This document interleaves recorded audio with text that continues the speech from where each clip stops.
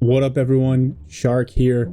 Got a really good one for you today, and I think what makes this really interesting, more so than you have the number 2 ranked USF player versus the number 4 ranked Wehrmacht player, is this is a scrimmage between FeriG and Jesulin. And I personally really like scrimmages because it's a good opportunity to match up with someone at your skill level and try out new tactics or strategies, or even just little riffs on things that you know worked in the past. And so that's what we're going to see here. A little bit of a different approach from FeriG to USF, especially with the heavy weapons battle group, and then Jesulin trying to counter it, going back to the well with the mechanized battle group, but playing it a little bit differently than we normally see with Wehrmacht. So exciting match, lots back and forth. Casting it with me is my boy Liberator, and without further ado, let's get to it. So as we get started here, I just wanted to zoom in because I love this. The worst is yet to come. And this is FeriG here playing USF in blue with the SSF headquarters, scrimmaging against a near peer Jesulin, both guys in the top 5. He's down here in the red playing Wehrmacht, immediately going 3 Pioneers, which I think is hilarious. So co-casting with me, as I mentioned in the intro, was Liberator. Liberator, you're on Faymonville. You said you've been on a Wehrmacht kick lately. What are you thinking in terms of build order, strategy, playing against someone with USF? Well, this is different than what I would typically do. He's emphasizing the engineers here, the Pioneers, I guess, trying to get the map control early. Mm-hmm. I typically go with the Grenadiers, maybe an MG42. Trying to get into a garrison by the fuel would be great. Yeah, I wonder what the thought process is, because he's locked in mechanized battle group. So we're not, with this MG42, we're not going to see the terror battle group invisible MG42. It's possible that he's worried about like heavy weapons, machine gun spam from USF. And that's why he has the Pioneers. He just wants to spread out the map. But, you know, it is worth noting, so these players, FeriG and Jesulin, both obviously excellent, been with the community for a while, and this is a scrimmage, which I really like. So this is an opportunity for them to kind of test new builds, to try out different strategies, and so I hope we see some interesting play here. Well, FeriG just leading. He clearly spent his first 25 munitions on that utility package for the scouts. Smokes MG42, then throws up a flare to keep eyes on it. I think that's really smart. Those Pioneers are going to be in trouble. Yes, and the riflemen, I like this. They're just backing up, and they're just outside the range of that MG42 and in green cover. Well, the Pioneers just got that cap. Wow. Yeah, and that fuel is going to be important. I think it's interesting. Both players being very respectful, which I suppose you expect. Like FeriG's known for being a very patient player. It's interesting to me that he went scout engineer, rifle. I wonder why. I've seen this a lot recently, players getting away from the double scout opener, and I wonder why, because it's not like the scouts really got nerfed that much. It was just a bit of a build order time change. But maybe he's worried about mines, maybe he's worried about the garrisons. The engineers give you some options for that. A third rifle hits the field. Now we're seeing a second Grenadier from Jesulin. That's a lot of map presence for the Ver players early. FeriG harassing this fuel down here. Yeah, it's funny because they might bleed a little bit to these Grens, but I think they're going to succeed in capping this fuel. We got Pioneers retreating off an engagement with engineers up there. I think that's kind of what you expect, right? American engineers typically would beat Pioneers close up like that. Yeah, absolutely. Oh, these riflemen. That rifle's in trouble. And MG42 changing spots. Oh, yeah. The Pioneers finally close. Another rifle squad moves up, and then simultaneously you have rifles messing with this MG42 team and actually cut it down to just two models. Now one. Just one now, wow. And he's going to just get on that cutoff. This is more aggressive than I necessarily expected. And we're seeing Weapon Support Center and Infantry Support Center simultaneously from FeriG. Still no battle group choice. Meanwhile, Jesulin going with the Tier 1 officers' quarters. which really, really makes sense. He has got 6 of those units on the field. That veterancy is huge in helping them, one, survive initial engagements and then scale against the rifles. And I love that he gets those med kits once he gets bit one on the grins. That helps out so much. Yeah, the free healing, you don't have to be in base to do it. And then the ability later when you get some of the more advanced infantry out to heal them and merge with them, pretty powerful. He's still about a minute away from the fuel for tier 2, so FeriG's harassment's been pretty effective. Meanwhile, FeriG could get a half track or a motor pull out right now. I have seen that a lot more lately in USF versus Wehrmacht. Oh, these pioneers could be in trouble. Yeah, you saw it too. Oh, is that smoke? I guess that's still lingering there. Yeah, was that from the scouts? The scouts threw that down to keep the MG42 from playing. And Jesulin gets a second MG42, but that one scout squad has kept them at bay. There we go. They finally, MG42 finally gets set up and forces away some rifles. And I predict a smoke drop coming here when this MG42 sets up. I mean, he's just his reaction is so fast. So the scouts are bouncing away, perfectly timed to get the capture off on that +10 muni. And now he's kind of rotating around. The MG42 has really good range, but it can't see as far as it can shoot. So I think the scouts, as long as they stay on the edge of their vision range, can essentially like vision kite the MG42, which has helped FeriG be really effective in minimizing the effectiveness of the MG42. So I realized that was a little redundant, but sorry, this is what you get. It's been a long day at work. M3 coming up. And he's gone, activated the assault half track. So this is a solid indicator that it's heavy weapons. I like this, the captain going in the assault half track. This is really clever, because now the captain's not going to take any individual damage, but he can still support the infantry with the extra veterancy gain. MG40 and he gets that M1919 fire in. Yeah, a little bit extra DPS.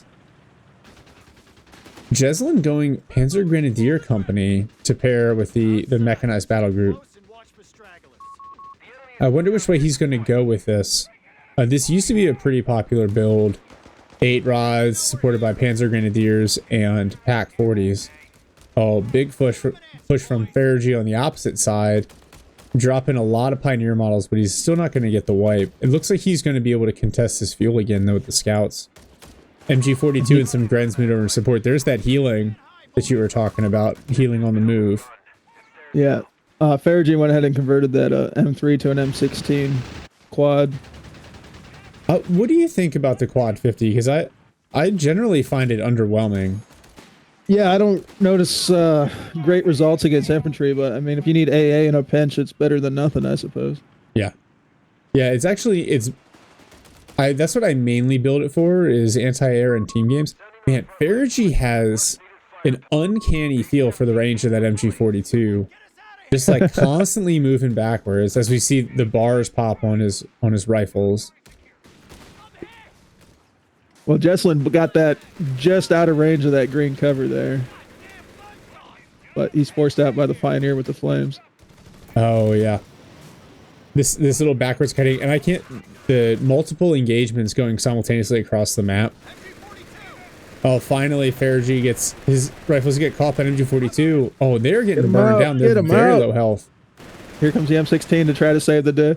And the captain on the backside here. Pack 40 takes a shot and just whiffs. Oh, this could be dangerous for this MG42. Attack round. Oh, you got it. That's a nice shot. You got to hit with the attack round.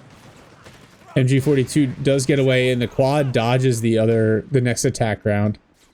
1919 is... Yeah, that isn't... Wow, the arc on that is wider than I am used to seeing. Meanwhile, Jesulin loses an MG42. It looks like the captain's going to pick it up on the cutoff there. Oh, but it decides to set up, so it's vulnerable for a minute here. The Pack 40 is really the only thing to put pressure on it. Yeah, and that's That's not effective. The MP40s on the Pac 40 crew, I think, shoot like rubber or foam bullets. They don't actually do anything. Yep. So I like this from FeriG, not over investing into the heavy weapons, but mainly making use of the half track. And I love the idea of throwing the captain in the assault half track, even though now it's converted to the M16. M16. So he picked exchangeable parts. I think if I would have probably tried to get the 75 GMC to hit that MG42 in the garrison, but it's moved already, so. Yeah, and he can always flip it if he needs to. Oh, Pac 40 got to get hit. Yeah. But I love the way, those engineers, they're in danger. I don't know if they're going to make it, but those MP40s, yeah. Yeah, they just don't do any damage at range. And look at the rifles pushing all the way through. Decrew, they're definitely going to decrew. Oh, no, the Pac 40 makes a suppression from the base MG, yeah. But look at all the pressure he can apply with 4 rifles on the field with BARs. This is kind of what I'm used to seeing from USF versus Wehrmacht. Just the endless pressure. And now the Captain mortar barrage coming in forces the Grens back off. And now Jesulin definitely on the back foot here. Meanwhile, another rifle squad harassing the fuel on the opposite side. Jesulin has a ton of fuel banked up. I wonder if we're going to see, because he's unlocked the Stug D with the Stahlstruppen. I think that's the next move here for him, and it makes a lot of sense. The Stug D is so good, the armor is so high, and then you get the Stas on top of it, who all these rifles just at Vet 1, the Stahlstruppen will outscale them completely.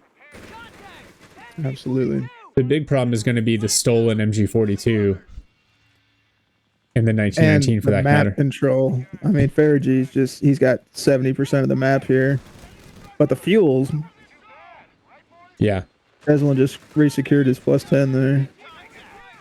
Yeah, he's still about 2 minutes, now just a minute away from unlocking the tank depot.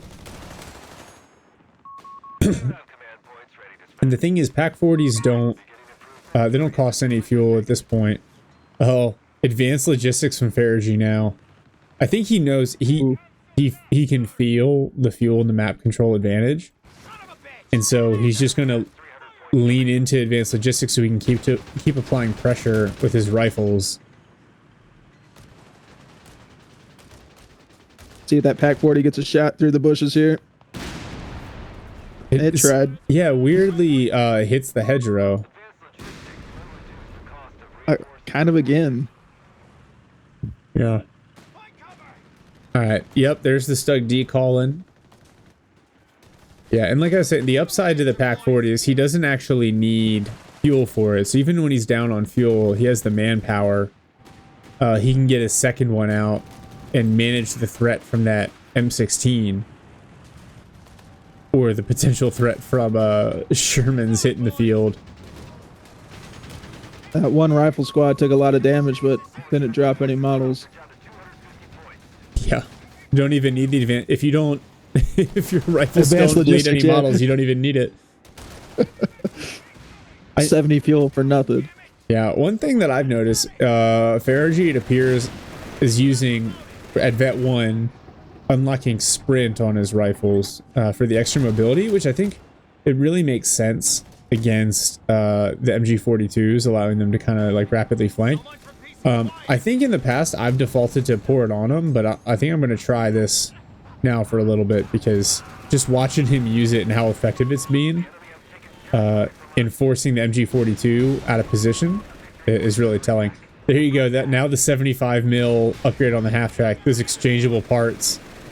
Did he get the first strike? It looks like he did. Target weak point. He got a... Oof. He selected the correct upgrade. Yeah. And now it's just a one-time deal. So it's not a consistent 30-second pin.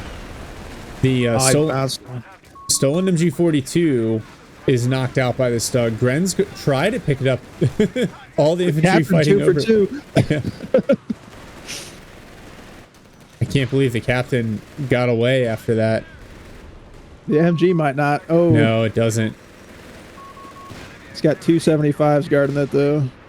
Yeah, they're just gonna. Wow, he managed to pick it up. That's a nice save for Jesulin there. Yeah, I would like to see a 50 cal from FeriG at this point. Yeah, I mean, obviously he's got the CPs for it. That'd be a nice touch. I think probably required to deal with the Stoss-Truppen. The problem is since they're now Vet 1, they can just activate their Vet 1 ability and become unsuppressed and just delete. Oh, man. Sticky Bomb. Stug D taking some damage, but the Pack 40 able to force both the 75s away. Yeah, they both need repairs. Yeah. Well, so so does the Stug D, so... Yeah, I mean, the front armor on the Stug is great, but you don't want to rely on RNG to keep your units alive. I think that's a strategy that I followed from time to time to my to my peril. So the scouts are still alive. I think he must have picked stealth reconnaissance because I have not seen a smoke drop yet. That is a... I think there's a lot of good synergy.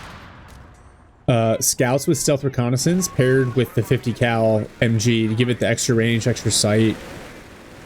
Yeah, look at the Stoss-Truppen just advancing on the 1919 with their Vet 1 ability, ignoring the suppression.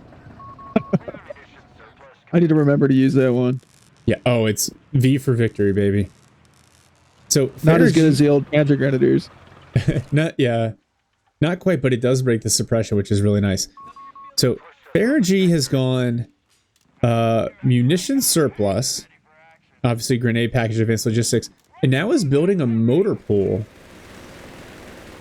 So maybe he's gonna bridge. Maybe his plan is just to bridge motor pool units like the Chaffee and the Greyhound into the Pershing. Which, I mean, I said, like, far be it from me to criticize his strategy. I really like where the Sherman is currently, especially in 1v1s. Oh, man. Another Stug call-in for Jesulin. 175 mil half-track goes down to the Pack 40. Oh, Stoss-Truppen taking a ton of damage. They eventually retreat. This double Stug is going to be gross to deal with. FeriG's getting an AT gun out now, but that Pack 40 is a major threat to the 75 mil half-track. I think the AT gun is a nice choice, though, because it's not going to get countered as much by that Pack 40, or at all by the Pack 40. Wow, grenade did nothing to that MG42. These poor rifles. Yeah. The machine gun's getting it. The double Stug.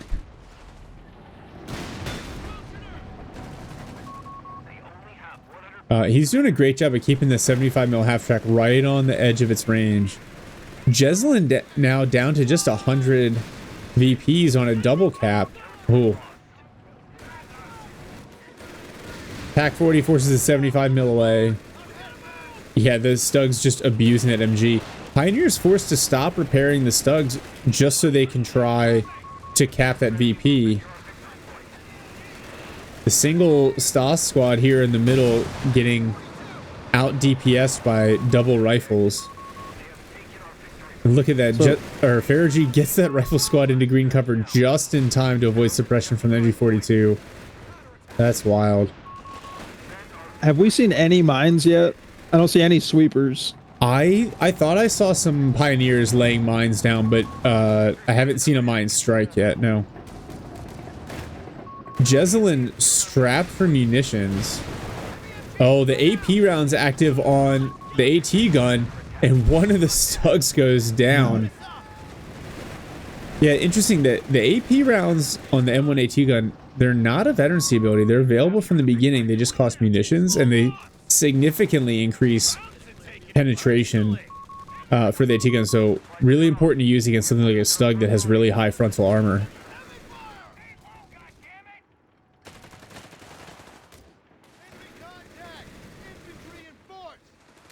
Jesulin able to get reduce the VP pressure now.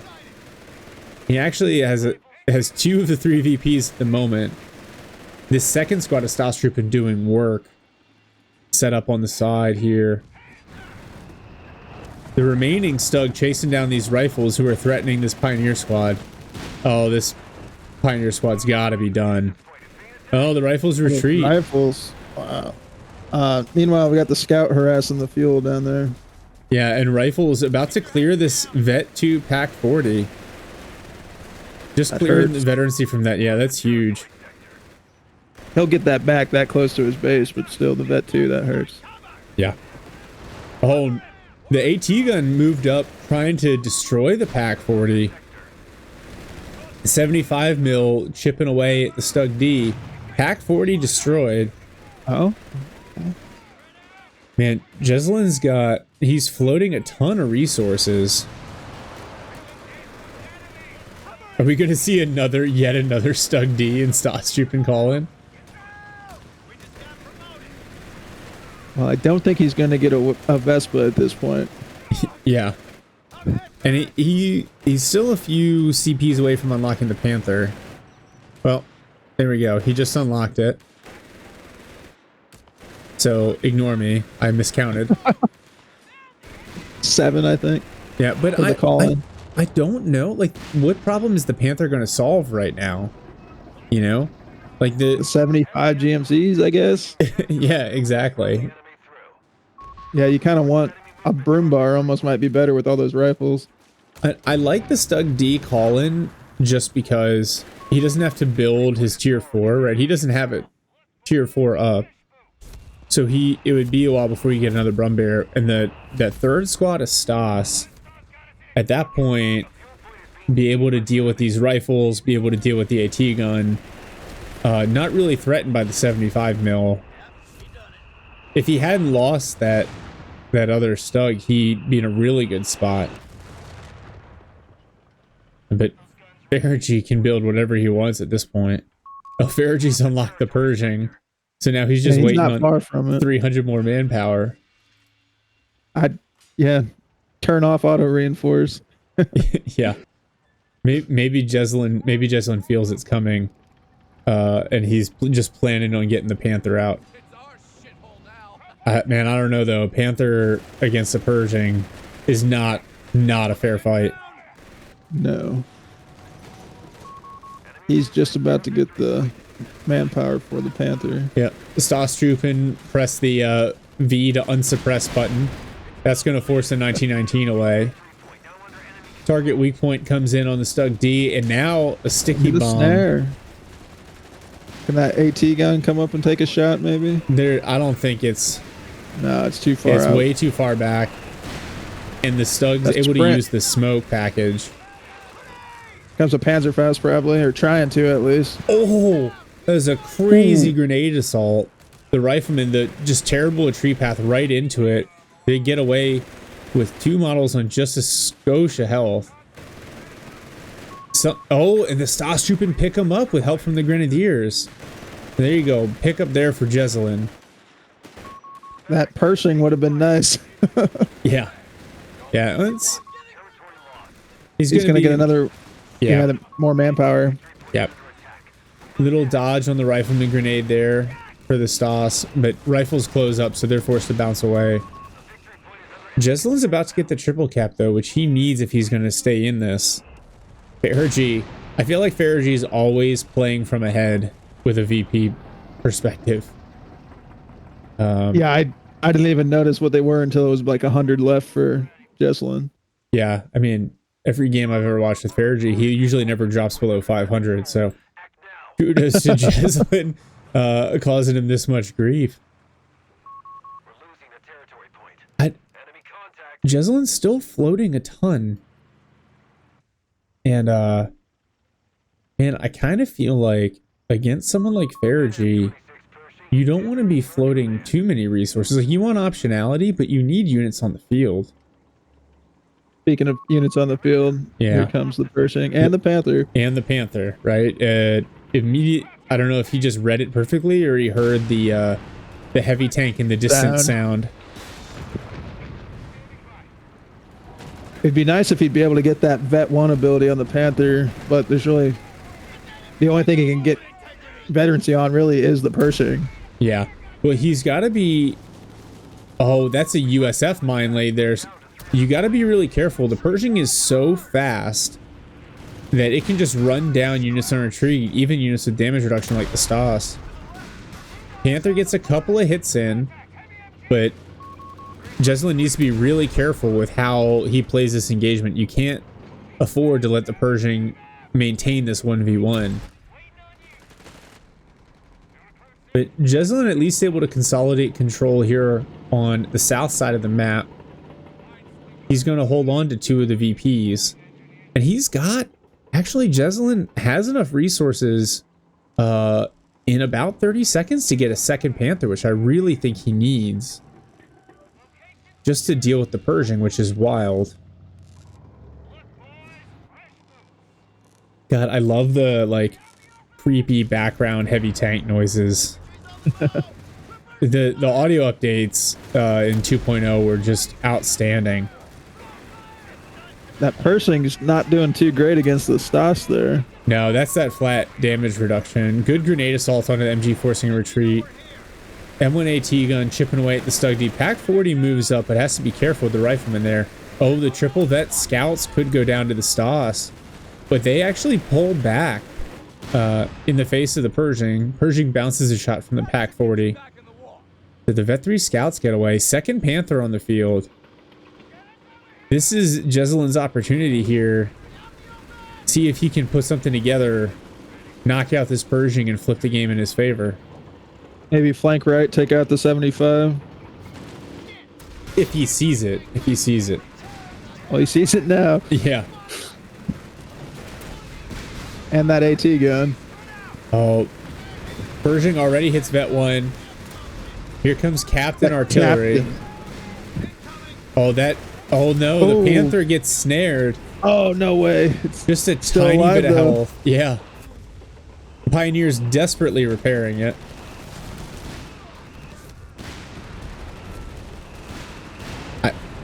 Right on the rifleman. Oh my gosh. Is he going all the way for it? No, he won't be that greedy. He thought about it. Oh, but he is wiping the Pioneers.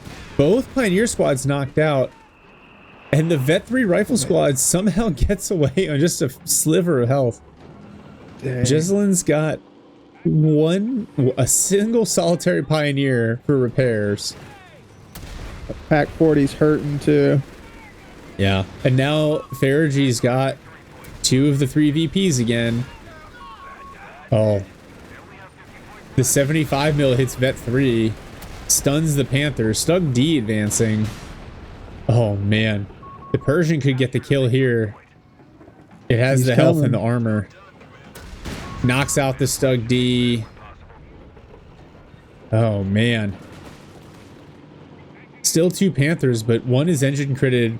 Both are on about half health. And their main tank gun only does half the damage of the Pershings. Oof.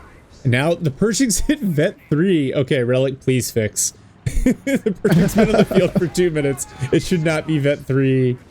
It's 20% faster. That's what you need. Oh my gosh. Vet 3, MG42 cleared. Pack 40 knocked out. Panthers on a desperate push. One gets shocked.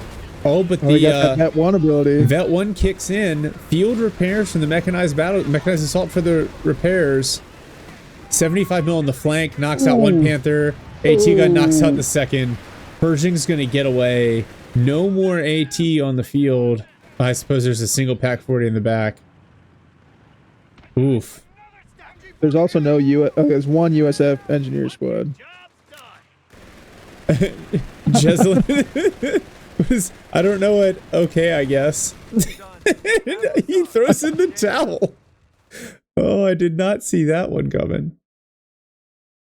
All right, so we'll kick off the build order review here with a look at Jesulin's stuff. And it looks really short because he's got a couple kind of duplicative units. 3 Pioneer Start, Infantry Company, MG42, ends up getting a second MG42, and 2 Grenadiers. Invests into the Tier 1 officers' quarters, which makes a lot of sense. Then from here, he's going Panzer Grenadier Company, And as we're going to talk about later, he only really gets the Pack 40 AT gun from it, and just a single one.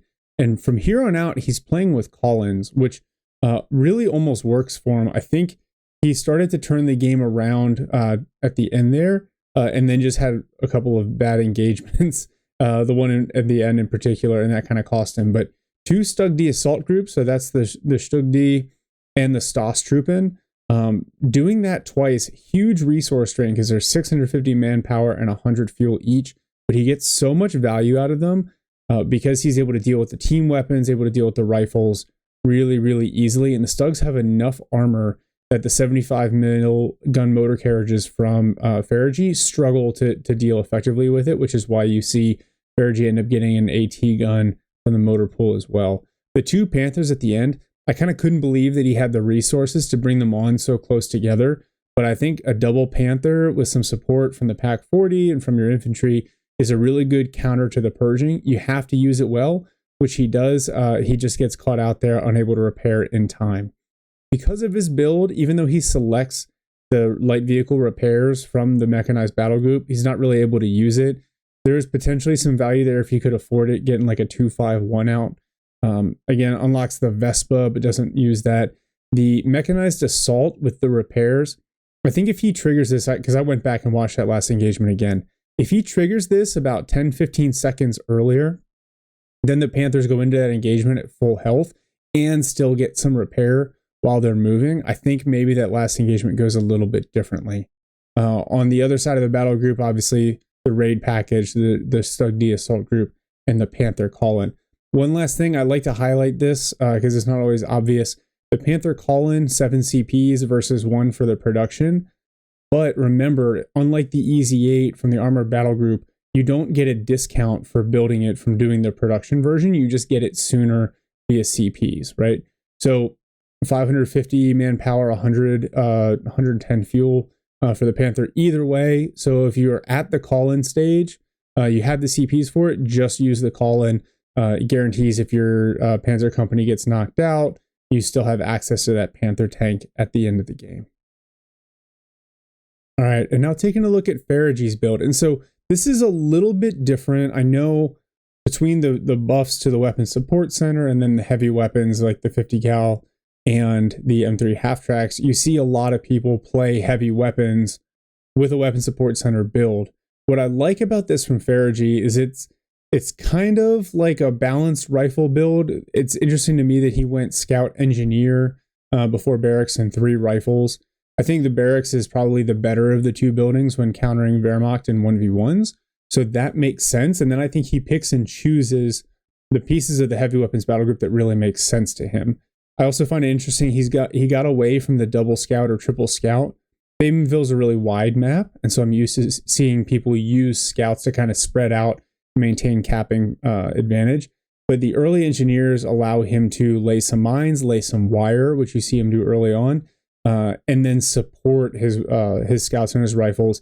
And because of the way he uses the rifleman, he doesn't actually need multiple scouts to apply VP pressure. He gets that on just fine on his own without a second scout squad. So pretty flawless rifleman play early. Aggressive but patient at the same time. It's kind of wild to watch. He has a really, really good feel for the range of all the different units and keeps the rifles in fights that they can win.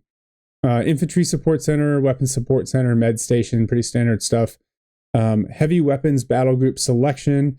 And then from here he goes into the half tracks. He does get a 1919 out. He ends up stealing an MG42. Does a couple cool things with the half track. So first he uses the half track to keep his captain alive in long range engagements. Then he, using exchangeable parts, swaps into the M16. When that becomes less viable, flips it over to the 75 mil gun motor carriage, gets a second half track, does the same. Really good use of the battle group there. Then he gets a 4th rifleman, goes advanced logistics. He's just got fantastic fuel control. And so even though Jesulin at the end of the game starts to kind of pile back in terms of map control and start to whittle the VPs down, I think FeriG is really feeling pretty comfortable as the game was going on. You see it in some of his tech investments, the grenade package, munitions surplus, etc. And the fact that he just built a motor pool and used that to carry him into the purging at the end of the game Really doesn't even touch the left side of the battle group at all. Doesn't need to. I find that the rapid reposition can be nice, especially if you have a couple of team weapons. And which in this case he did, right? The 1919 MG42 and the AT gun, and that Black Dragon artillery is just nasty when it hits. Would have been nice to see that here, but unnecessary ultimately. All right, so I'm back here with Liberator. And so what did you take away watching these two Titans basically fight a practice match against each other? It was impressive to see how those guys can micro everything. Like they're always using the abilities at the right time that I forget about or don't even know exist. So it's awesome to see people, play at such a high level like that. And then, at the end, it's always fun to watch the heavy tanks duke it out. Yeah, I really thought two Panthers be a fair fight with the Pershing, but a lot of it comes close. It was real close. A lot of it comes down to micro and RNG, and then also to your point about getting the Vet 1 onto the Panthers, right? It popped at the end there, but not having it at the beginning, not having that mark target ability, that might have flipped that engagement had it been on them a little sooner. You were saying that you really liked the Stug D play for the Mechanized battle group. Is that something you're going to adopt in your next games? Yeah, if I can swing it, if I have the fuel for it, and it's quite a bit of manpower too. It looks like 650, I think. Yeah. But getting the Stas in there with the the anti-infantry power of the Stug D, that I think it beats the 8 rad. Yeah, especially in its current state. The 8 rod has some late game utility with like the commander map hack ability, but I think really if you're dealing with riflemen, I don't necessarily want to call it spam, but it's a really rifle heavy build, and he's kind of spreading you out quite a bit. I think the Stug D is a good choice. Like you said, you get the Stas, and then the Stug, it has such high armor, it can really shrug off a lot of the mid game US anti-tank, right? Those 75 mil half tracks, about 50% penetration. The AT gun, maybe just a little bit better, but it really forces the American player to invest into AT, and you can start to deny parts of the map with the Stug because the rifles just bleed against them. Yes. But we did see that the American AT gun with its ability, was it the HVAP rounds or something like that? Oh, the AP, the armor piercing rounds. Yeah. Yeah, those did do some pretty good work on that heavy armor of the Stug. Yeah, so those armor piercing rounds, they don't guarantee penetration, but they significantly increase the odds. And so on something like a Stug D, can be really helpful, especially when we saw the first one go down. It's at the edge of the range there, so that's when penetration's at its lowest, and you just really need to get one more hit in to get a kill. Knowing when to activate those rounds is super useful. I think in general, FeriG showed a really impressive understanding of the different ranges of the units. He always had his scouts dropping smoke or staying right at the edge of the MG42's range. He kept his rifles, like the way he would bound them backwards so the MG42 would have to stop and set up and then tear down and then set up and then tear down. Like, that's something I don't even know how, if like there's a way to practice visualizing it. Like if you use that test range map from the community that you always see on like tightrope videos, maybe that's one way to try to figure out like what 45 range looks like. But I thought his ability to just constantly kite Jesulin's units and impose a micro tax on Jesulin was really huge, to be honest. It does let you click on a unit and see the arc, right? Like for a machine gun or AT gun. Yeah, if you've got the vision on it, you can click on it and see the arc. Maybe his APM's just that high. Who knows? The only thing, and I don't really want to I wouldn't call it a criticism. And it ended up kind of making sense for Jesulin because he got the two Panthers out at the end there. But he was floating resources for a long time. I think that, if there's an opportunity cost to the Stug D and Stas and Colin, it is that you have to bank so many resources to get it out. It's like 650 manpower and 100 fuel. that's problematic because now you don't have units on the field because you're waiting to get a Stug D out, or in this case, you're waiting to get a Panther out. And you're waiting for 7 command points and not building tier 4. Yes. And that's something that a good player like FeriG will take advantage of, right? He'll use that to gobble up map control or to get all the VPs and build a 350 VP advantage on you, right? And that pressure is real. Like CoH3, the tick rate is pretty high. So it's actually really easy to do the math. There's a tick every 3 seconds. So under triple cap, you lose a ticket per second. And on a single cap, it's 1 every 3. So, but that ticks away really quickly. If you're on the drain, even on a 1 CP drain or 1 victory point drain, you only have, now I'm going to try to do math in public here. The game will only last like 15 minutes. It's not going to last you forever. And on a triple cap, the game is about 6 minutes long. So just kind of worth keeping in mind. The tick rate's much higher, especially if you're coming from the original Company of Heroes or Company of Heroes 2, where the tick rate I think was once every 5 seconds. It's so it's 60% faster. Don't check my math on that. I'm pretty sure it's wrong. But yeah, the resource float is potentially a little rough there. Maybe it's a little bit of like decision paralysis. He wasn't sure what he really needed to solve the problem that was being put in front of him. So the other normal answer you get a little sooner than the Stug D to deal with the rifle heavy build is the Stummel. But in this case, he was so down on fuel, the Stummel would have come out late and then gotten annihilated by those half tracks. So I think he was just kind of rocking a hard place right from the get-go up against FeriG here. Yeah, so looking at Jesulin's build here, he built the Panzer Grenadier Company, but it looks like the only unit he made from it was the Pack 40. Yeah. So we never saw Panzer Grenadiers. We never saw a half track. But I think he was really leaning into that left side of the tech tree for the mechanized battle group. Yeah. Going into that Stug D straight into the Panther. But I don't think he never had any light vehicles out to use the raid package, right? Yeah, he never did. I think, maybe if you got some free fuel, you build a 251, get some healing, get the I gotta check to see if he chose spotting scopes. But the light vehicle repairs. That would have really helped when he had like the 2 Panthers with the Stug. That repairs all of them at the same time. The presence of mind for FeriG with his rifles, instead of trying to snare the Panthers to focus on the Pioneers that were repairing, and that was huge. Because now those Panthers are basically dead in the water. And you saw that with the last push. Like when they come in on half health, there's no way they're going to survive that.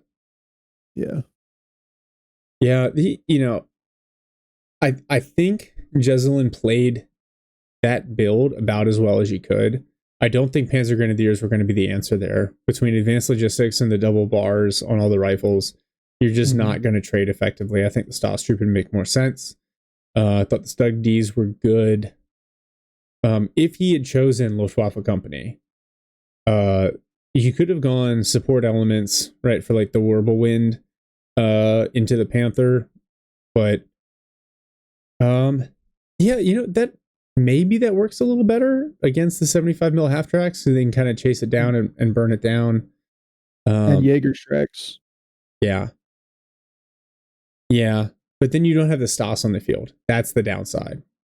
If you go that route, you can get Jaegers, but if instead of the Stug Ds you go for the Wirbelwinds, then you don't get the Stas with them, because then you got to build tier 4.